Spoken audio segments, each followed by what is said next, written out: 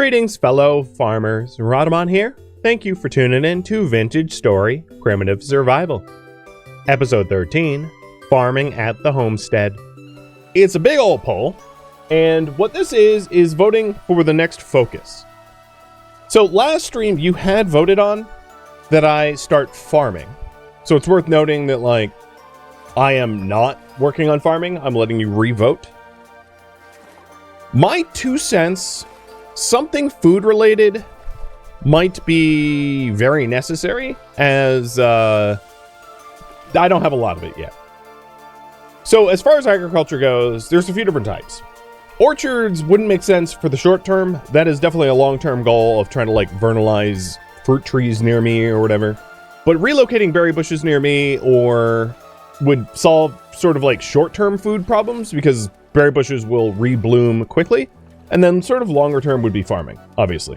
And I could do one or the other. We could also focus on hunting. In order to properly hunt in this mod pack, what we would need to do is build a butcher table.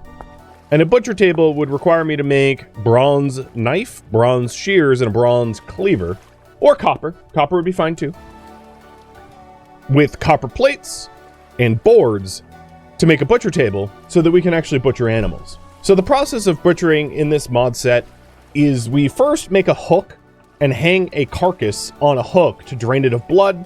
We can collect the blood in a bucket if we want, in order to, like, make blood pudding or something, or just, I don't know, have a bucket full of blood, whatever. I'm not a vampire, so I don't know what to do with it. And then we butcher the animal on the butchering table, because if you don't butcher on a butchering table, you don't really get full yield. You get very partial yield. Now, I could make a very simple primitive butchering table, which only gives 80%, using, like, flint stuff, but because I already have access to bronze, it kind of makes sense to use bronze. The advanced butchering table requires iron, and I don't really have iron. But we could do the primitive table, I suppose. But also probably going to want, like, a bow and arrows for that, and I don't know if I have enough flax, so we might be foraging for more wild flax in order to make a bow. But, you know, that's another one of the tasks. We could also focus on our tools. I have a lot of tools that are not made of metal yet, so we could improve our tools. Like, I don't have a bronze axe, I don't have a bronze knife, I don't have a lot of bronze, etc., etc., etc. List goes on. Focus on leatherworking. In order to really invest in leatherworking, I could try to forage for, like, seashells and grind them up into lime. But ideally finding stone or borax. Stone meaning, like, marble or chalk or something that can, like, become lime. To start working on leather. Leather working or making leather is really important for, like, a lot of things, because, you know, without it, you're gonna not have, like, a quiver, you're not gonna have a weapon sheath, you're not gonna have a belt, you're not gonna have clothing, you're not gonna have armor, you're not gonna have, you know, the list goes on and on and on. I could also work on trying to find iron. In order to find iron, we need a prospect for some sort of iron stone, hematite, limonite, magnetite, and then also make fire clay by grinding up flint into flint shards, essentially, putting them into clay, making fire clay, firing those bricks, turning the bricks into a bloomery, and then firing the bloomery with, you know, coal or whatever. And then the rest should be pretty straightforward. Shipwrighting, animal husbandry, which would only be beekeeping or chickens. I'm not considering other animals at the moment, because the other animals kind of require armor, or they'll just kill you. So, like, me trying to tame, like, sheep, for instance, the sheep are just gonna, like, kill me before I could possibly tame them. Or digging a well. If you think making sure that we have a source of fresh water is most important. And it seems like agriculture's coming out ahead, but regardless of what the situation is, I would like to make sure that I am not starving, and I'm not doing a very good job of that. My character is quite hungry, and I don't have a lot of food available to me. So we had set up some, like, basic fish weirs that I could go check on over here. And we can also forage the area. I know that we have a lot of... Oh, yeah, here's a fish. I know that we have a lot of mushrooms nearby, and I might want to return eastward to the mushrooms, just so that I can, like, make sure I have plenty of food going forward. What is this? Rammed earth and andesite sand? I don't really need andesite sand. But whatever. So while you vote on that, I'm going to make sure that I can survive the rest of today with the food I have available to me. And then I'll embark on whatever task that you allocate for me. And welcome, everybody. Cheers.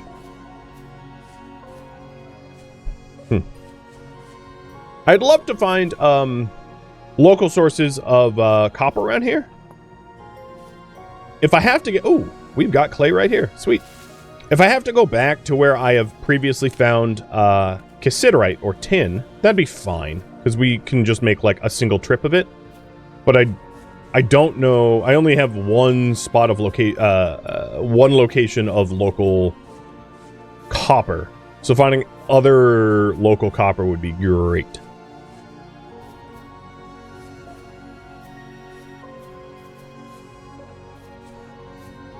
Alright, does look like we have bunnies nearby. Oh, mature turnips.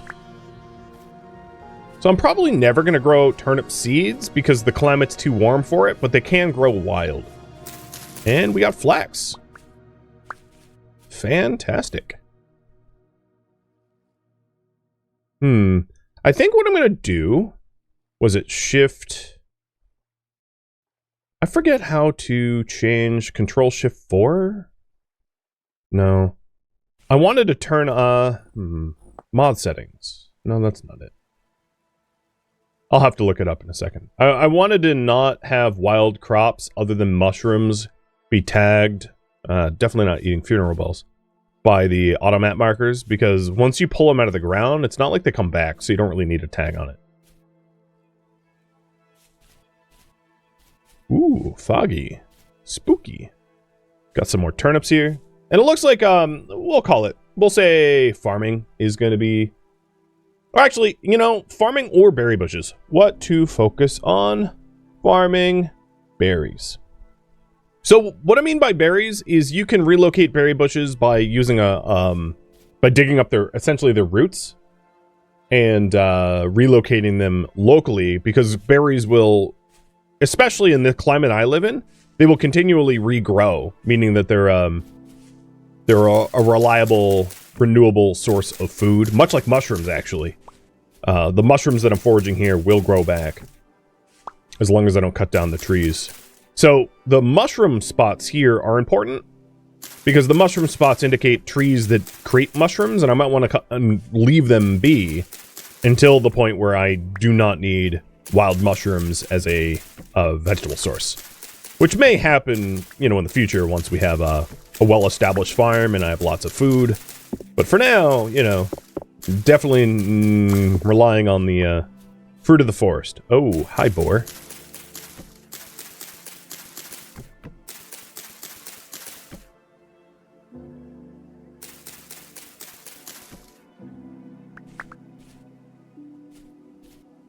Those are funeral bells. And pink bonnets. Don't need those.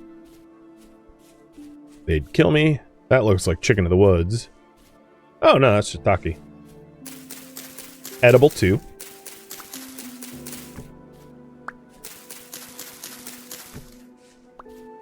I'm always fascinated by people that, like, actually forage for mushrooms IRL.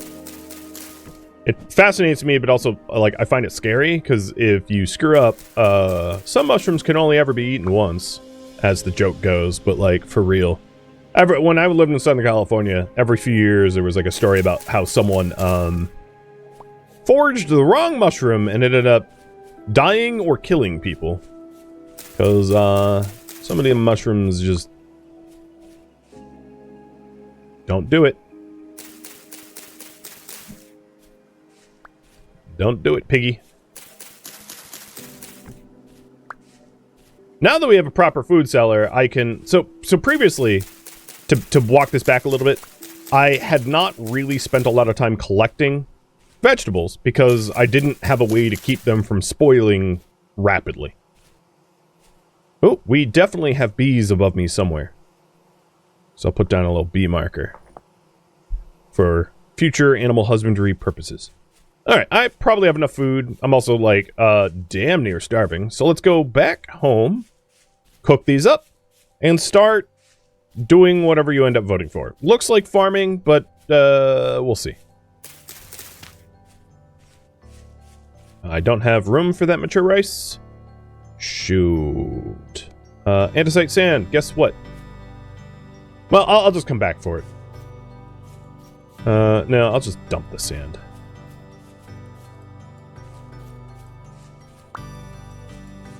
Rice seed. Anything else I could dump?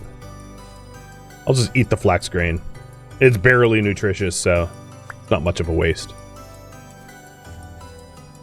There is so many boar around here. Once I start hunting in earnest, it's going to be really easy to get a lot of meat quickly. I may want to, and it's part of the hunting poll, create barrels for salt, so I can salt or smoke the meat. Because having a lot of raw meat means I'm just going to have a lot of rot. And I don't want buckets of rot. I mean, it's kind of nice to make fertilizer, but like, right now I need the nutrients. I don't need fertilizer. Fertilizer is a long-term investment, not a short-term one, so.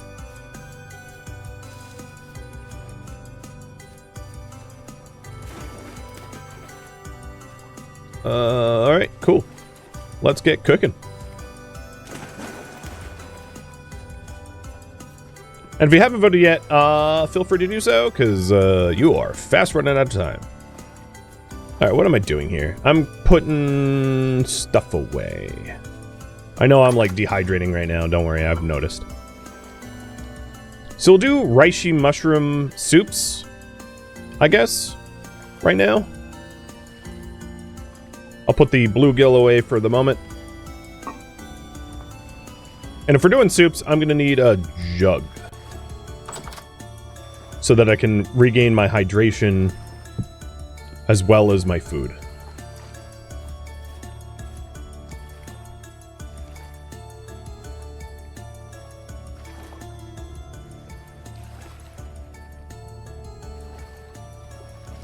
Very hearty soup coming up. Perfect.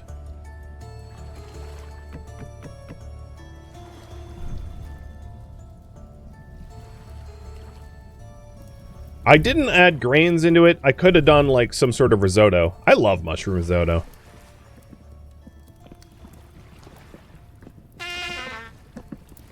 Alright, I'm gonna do a little bit of tainted water drinking just because I was starting to take damage from dehydration, and I don't want that.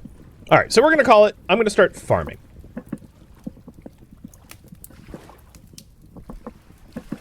Got it. Now, in the game, you can always go into the farming mechanic. What we're going to want to do is find medium, at least medium fertility soil. I don't know where high fertility soil is, and terra preta is homemade, which requires fertilizer, which I do not have. I'm not going to want to water it. I'm going to use the pond water as an irrigation source. And then we will plant basically all the seeds that I have. So to that end, I ought to collect them too.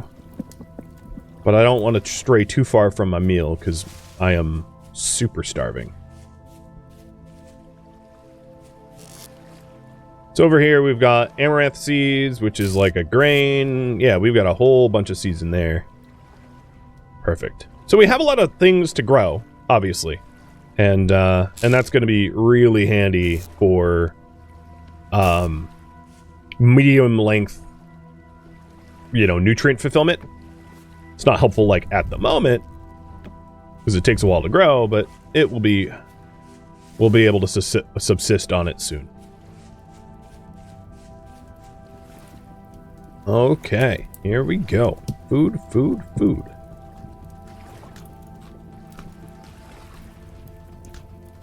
And I made a very hearty one because I was just super hungry. In fact, I've already blown through the entire meal I made. Let's do another soup. And then maybe boil some water so that I have clean water.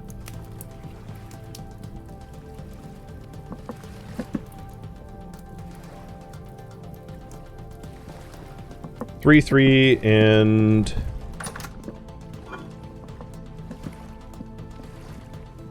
do 3 deer.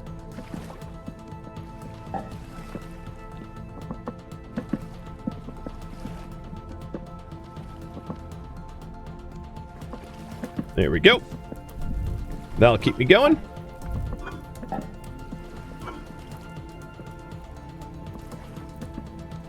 Okay, some things don't really belong here. I'll do organization later. For now, like, I'm pretty happy with just throwing everything away and not worrying about it. You know, throwing everything in a pot or whatever. Alright, so once that finishes cooking up, we'll pull it off the fire and stick it into the cellar so that it does not rot. So, farming. What I envision is laying down soil in this pond and tilling it to become proper farmland. So let's go back to the farming mechanic. This is the old guide. This is the guide for the OG farming, but then the primitive survival mod also adds different farm mechanics as well, which I think I'm going to use over the native one, because it just looks different. It's not really any better. So there's two new methods for primitive survival. There's the irrigation vessel, which I'm not going to be using. Basically, an irrigation vessel is a food storage pot that you take a hammer and a chisel and poke a hole in, fill it with water, and it irrigates all the tiles within 2 tiles of it, which is really handy if you're doing like desert farming or something like that, where you need to provide water for the farm plots in a very dry biome. But obviously I don't have that issue. So what I'm going to do is I'm going to farm using furrowed land just because it looks prettier. Furrowed land, normally you would be able to make it using like channeling water, but I'm just going to be doing it on the pond. Actually, maybe you guys can decide how to design the farm. Furrowed land on the pond, or furrowed land irrigated from the pond.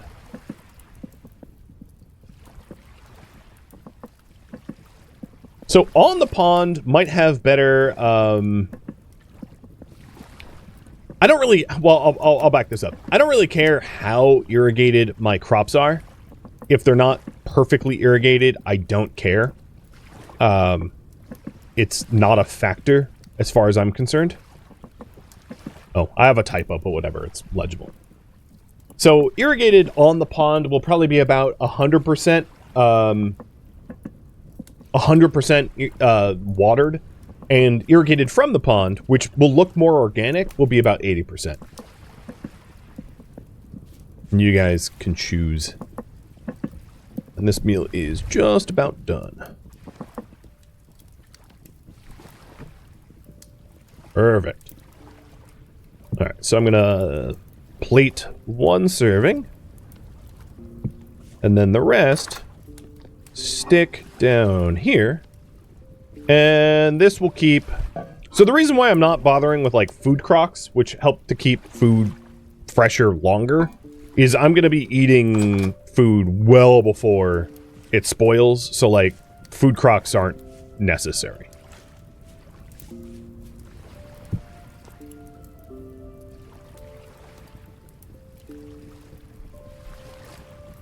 And there's my boiled water for hydration.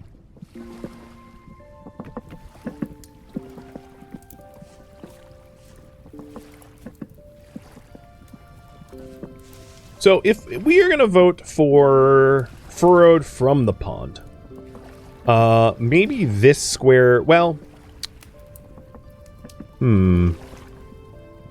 this is my food, so maybe this square here will be where I farm or something. Because I want it nice and flat and open. I could actually do it right here.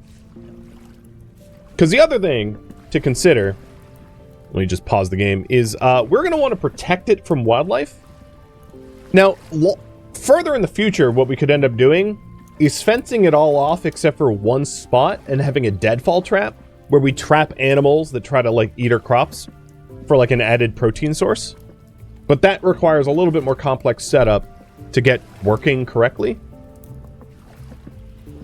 But yeah, we're going to be doing it irrigated from the pond. Got it.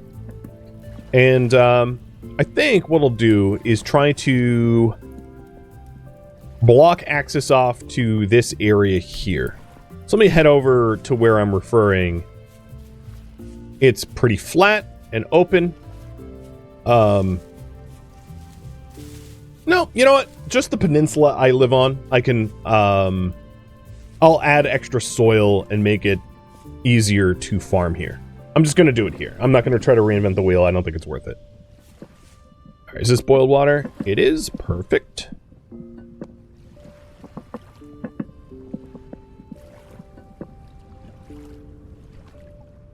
Now I can hydrate without needing to cook more food. Okay, farm time. So first thing, I just want to make the shoreline squared up.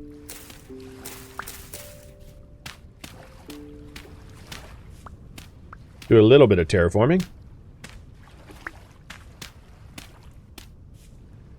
And then we will run furrows along the shoreline and start farming them. And the farm initially is going to be pretty small. I don't have a lot of seeds, and it's going to be a minute until like I have enough seeds to warrant a larger farm. And then the other thing we're going to need to do I even have a shovel? I don't even know if I have a shovel. Is to flatten this section off too. Let's see. Look for a shovel. Glad I don't need to wait for water to cool down. Yeah, the game doesn't care.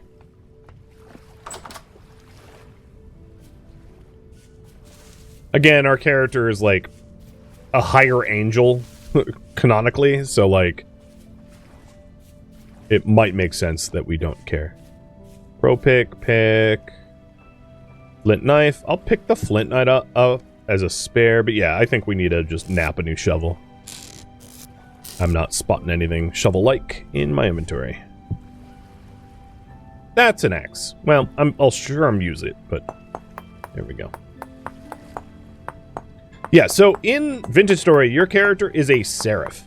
You are an angel. Like, you're not human. As part of the game mechanic. So you can... And there's a whole, like, lore and story of Vintage Story. But essentially, you can't die of normal means. And you, like, kind of time-traveled to this era. So you don't abide by, like, human rules. Yeah, you are Seraphim.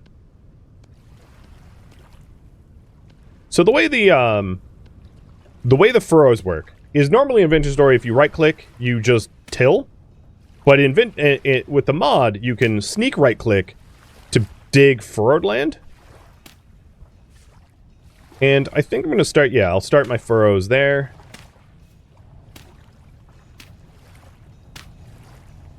And then if we connect it to the pond,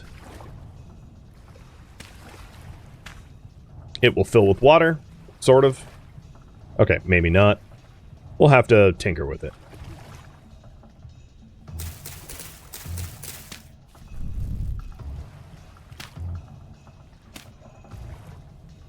I think what it can do is have...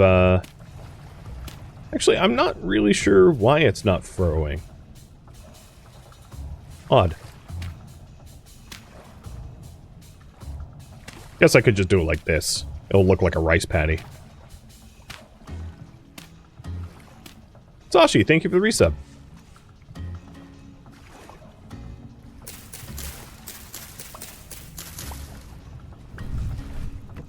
Hope it doesn't rain on that, but I have spare ones if it does.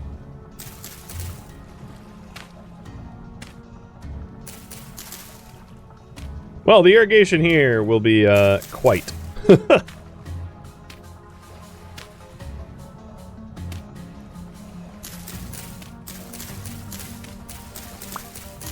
I do not like how it looks, so I might tinker for aesthetic reasons.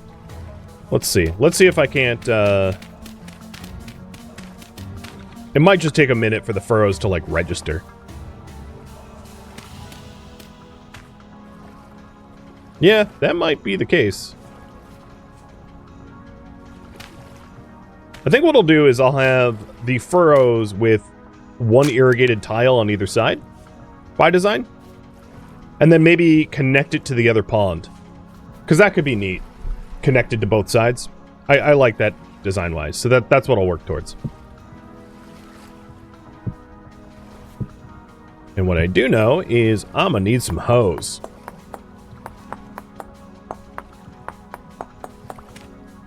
I could opt to make a bronze one, but like this is just faster, lazier, and napping doesn't take too long. I have plenty of flint, so who cares? Hey, Laura! Thank you for the resub. Sashi and Laura alike. Welcome to the primitive farming stream. Farming like it's 10,000 BC.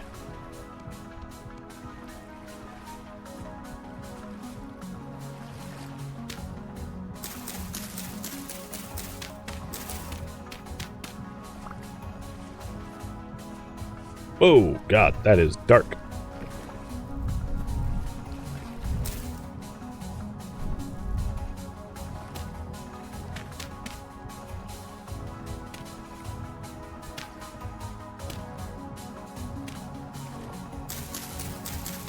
When you look at the soil, you'll be able to see the moisture level. So it looks like it's still 100% everywhere, which is good. Maybe what we'll do is have, yeah, I'll have it two. Let me get rid of these furrows. I'll have it 2 wide. Oops, 1 on either side. And that will be the design that I go with. Is furrow with double wide fertility, and then another furrow.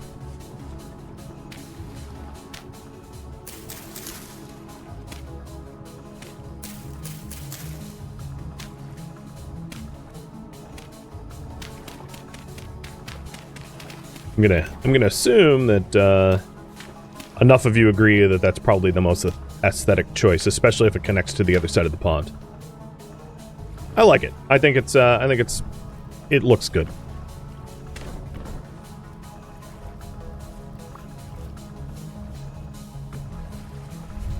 All right, that means this got to go all the way through.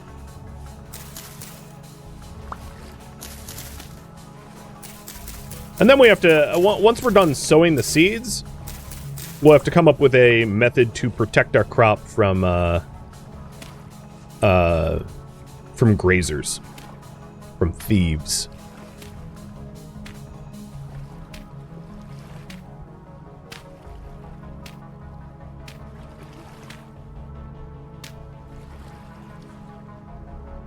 Come on.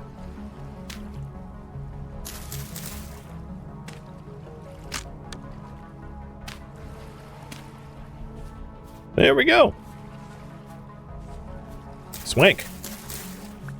I may include at some future date like a path in the middle. How wide is this? 1, 2, 3, 4, 5, 6, 7, 8, 9.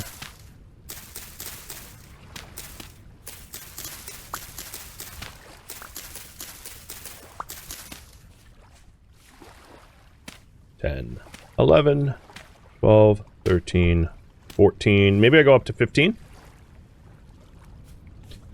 The thing is, this food cellar really isn't in the middle. The food cellar is obviously off-center, but like in real life, nothing's ever centered and perfectly symmetrical. It's not the aesthetic I'm trying to achieve.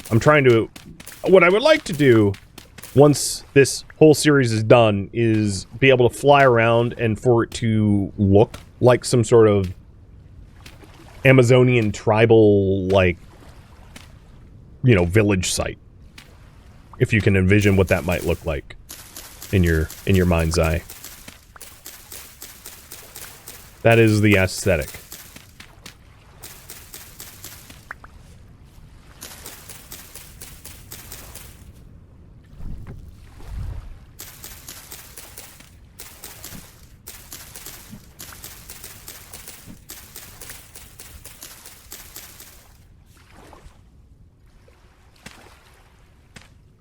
Man, soil fertility is really easy to get to super high levels here in this biome.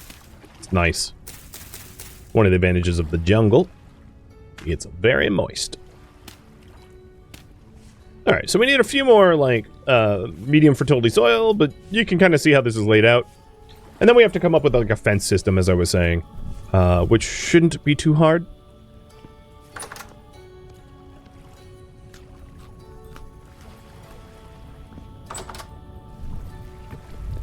Oops.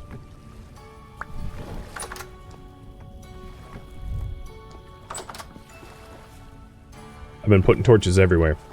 So let's start to get seeds in the ground. I'm not going to bother to organize where my seeds are in terms of like clustering similar crops to one another, because we just don't have enough to warrant that level of organization, I don't think. We do have a lot of flax seeds, though. That much we have.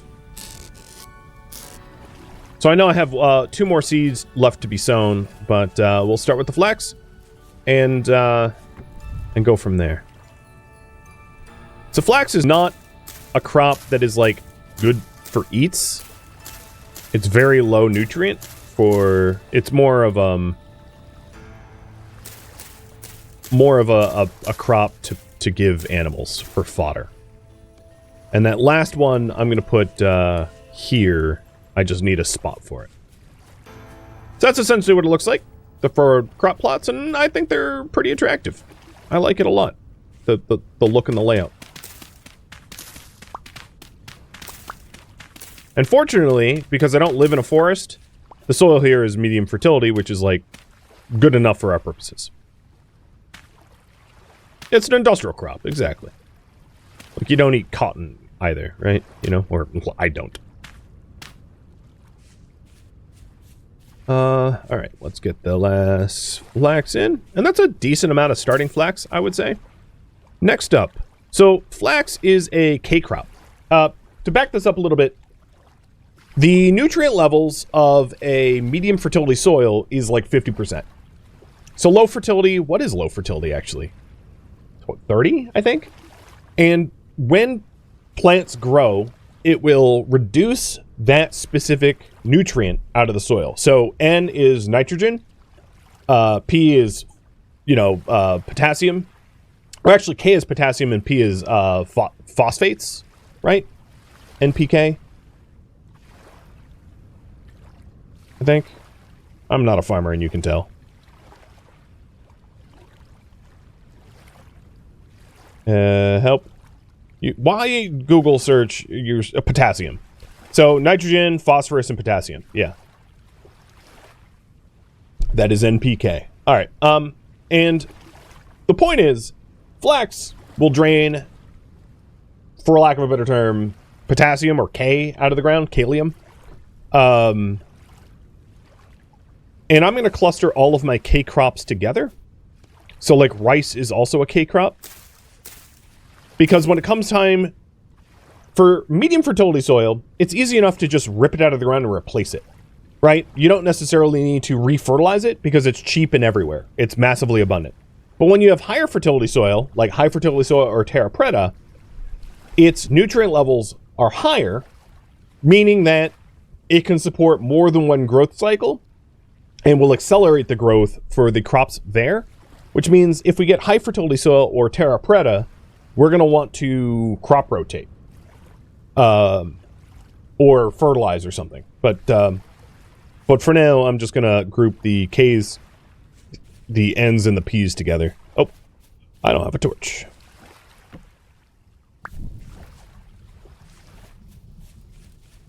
And then we'll work out... So I'm done with all the Ks, and what we have left are N and P. Got it. And we can always forage for more seeds. I have not been making seed collecting as a particularly high priority. With that said, I'm also... So let's put the peanuts in, and then we'll do the other crops. So peanuts are our only phosphorus crop. And then we'll do amaranth. So these turnips are definitely going to get stunted. But, like, stunted turnips are better than no turnips. So, I'm fine with stunted. I don't care. The spelt might get stunted too, because that's kind of a low temp crop, I think, as well.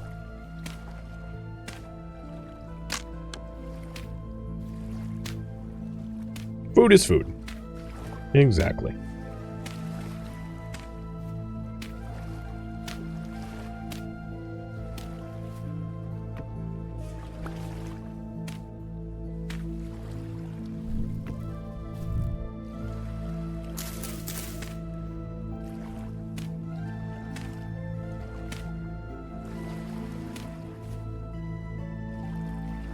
It's weird how some of these channels go all the way through and then some don't. Not really sure why, but whatever. And I'm going to complete this row, and that will be the scope of the farming project for now. Apart from, at least for putting soil down. So we're going to have some open plots here, like waiting for seeds, essentially. But then we need to work on our fence. Our creature thief deterrent. What is it? Oh, a seed from the tree. Okay.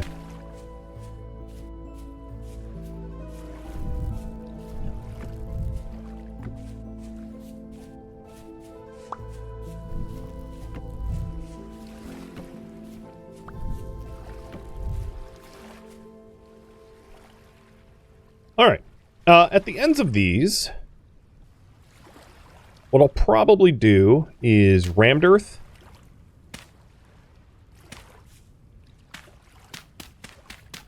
And then we're going to want some sort of fence on top. That was weird. I like put it on a lily pad and then somehow deleted the lily pad.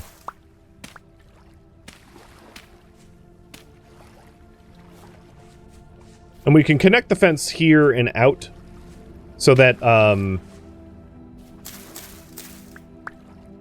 critters are also not near our food. Right, because we're not going to want critters near the kitchen either. Oh, let's change this.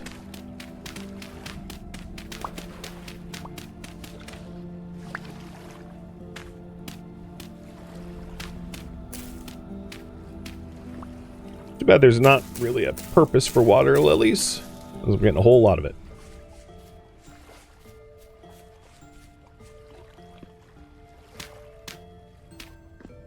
We're going to want it to connect the fence like here and keep critters out. So about fences. There is stone fences and wood fences, and I'm going to go for wood because wood is going to be a lot easier for me to source. So we're going to go for... what wood do I even have? Oak? Walnut.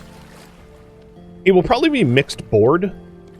I'm just going to warn you ahead of time. If that bothers you, like, just don't care. Because I'm just going to use whatever is available to me. Ooh, 17 days outside of the crock pot? I don't really need to worry about spoiling at the moment. Because we already have a proper cellar. Cool. I am going to need to make a new soup soon.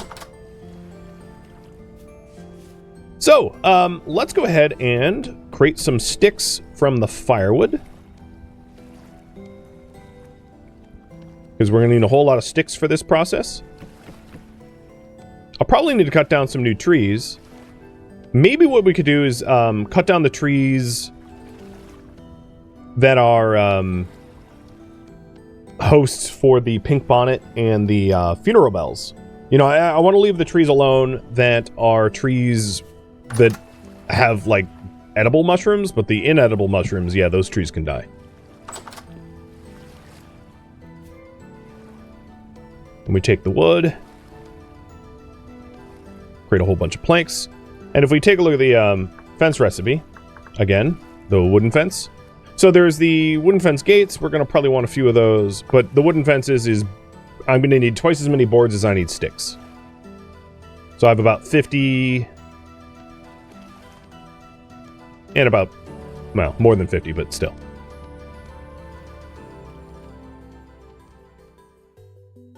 Thank you for tuning in to Vintage Story Primitive Survival, which originally streamed live on Twitch. If you have any questions for me, let me know in the comments below. If you would like to catch a live stream of mine, Rhodamont.com has my stream schedule and countdown timers to upcoming streams. If you'd like to join my online gaming community on Discord, Rhodamont.com has a link to it, as does the description of this video. Thank you so very much for watching. Special thank you to my Twitch subscribers, Patreon patrons, and viewers like you that support the channel and made it all the way to the credits. Thank you so very much. I hope to catch you on next episode for an upcoming stream. Farewell, my fellow survivors.